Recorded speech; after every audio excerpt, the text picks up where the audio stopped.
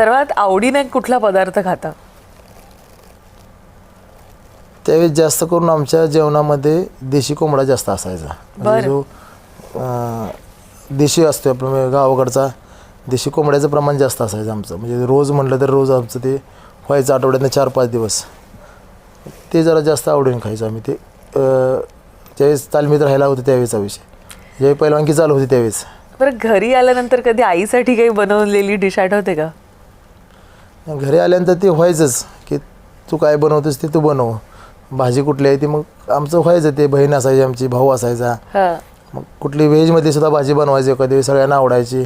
आणि मला वडिलांना जास्त आवडायच्या मी केलेल्या भाज्या. हो का? म्हणजे वडिलांना जास्त आवडायच्या आणि ते मी आल्यानंतर बनवायचं आणि ते आम्ही सगळे मिळून फॅमिलीबरोबर खायचं सगळेजण. पण आता हे जे तुम्ही नवीन इन्स्टिट्यूट तुमचं काढलंय, ज्याच्यामध्ये तुम्ही अशा अद्ययावत सुविधा देणार आहात, मग ह्यावेळी आता भांडी किंवा हे काही घासावी लागू नये म्हणून काही प्रोव्हिजन करणार आहात की जाणीवपूर्वक ते ठेवलेलं आहे सरावामध्ये, की जेणेकरून कुस्ती क्षेत्रामध्ये आपण मेसचं जेवण करून किंवा घरातलं जेवण करून आम्ही हे फॉलो करू शकत नाही कुस्ती क्षेत्रामध्ये. कारण बाकीच्या गेममध्ये मेसचं जेवणही खाऊ शकतो, पण आमचं जेवण असतं असं की तुपात जेवण असतं. म्हणजे भाजीत तेल आम्ही वापरत नाही. चपातीला सुद्धा आपण जे वरती लावतो ते तुपच लावतो आम्ही. हे मेसमध्ये होऊ शकत नाही. आणि 2 जणांची किंवा 3 जणांची जी भाजीला जी क्वालिटी येऊ शकते ती 100 जणांच्या भाजीत येऊ शकत नाही. खरं आम्हाला डाएट चांगला मिळाला तर आमचा सराव होतो. डाएटनं जर आमच्या रिकव्हरी करण्याचं माध्यम एकच की डाएट चांगला मिळाला पाहिजे. त्यात थंडाई असेल, दूध असेल किंवा चांगल्या भाज्या असतील, तूप असेल. एक चांगला पहलवान हा एक चांगला कुक असतो. कारण कधी कधी आम्हाला प्रश्न पडायचा की जे या पैलवानांचं जेवण बनवतात त्या माणसाचे काय हाल होत असतील.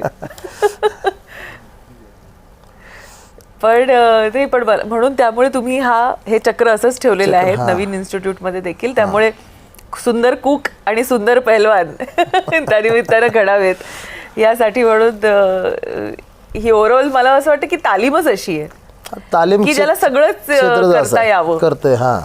तालीम हे क्षेत्रच असं आहे की तो डाएट प्रॉपर जर नाही मिळाला तर ते प्रॅक्टिस होऊ शकत नाही. तेवढा रेस्ट नाही झाली तर प्रॅक्टिस होऊ शकत नाही. ह्या सगळ्याचा परिणाम आमच्या प्रॅक्टिसवर होतो. मग आम्ही जे काम करायसाठी तिथे गेलेलो आहे ते काम जर नाही झालं तर मग तिथं राहण्याचा उपयोग काय, असं एक म्हणजे पूर्ण घडी आहे ही सगळी. रेस्ट, डाएट आणि प्रॅक्टिस. बरं, ह्या सगळ्यामध्ये हे जे बैल असतात त्यांची भयानक नावं. आता जसं तुम्ही सांगितलं बकासूर, तर काही हेलिकॉप्टर. मला असं वाटलं त्या हेलिकॉप्टरवाल्याला हेलिकॉप्टरच देत आहे की आता पुढल्या वेळी. नाही, त्याचाच नंबर आला आहे आमच्या स्पर्धेमध्ये. एक फॉर्च्युनर आहे ती हेलिकॉप्टर बैजा आणि दुसऱ्याचं नाव ब्रेकफेल आहे. बरं. ती अशीच अँटिक नाव असते सगळ्यांची. आणि एका फॉर्च्युनर जिंकलेल्याचं लखन आणि सर्जा. परत जो बकासूर मगाशी नाव सांगितलं, परत महिब्या एक आहे, इथं ठाण्याचा मथुर एक आहे. म्हणजे जी अशी टॉपची चांगली बैल आहेत. मला वाटते बुलेट छब्या एक आहे. अशा प्रकारची ही नावं वेगवेगळी असतात आणि ज्याच्या त्याच्या आवडीने ही नावं ठेवलेली असतात शेतकऱ्यांनी.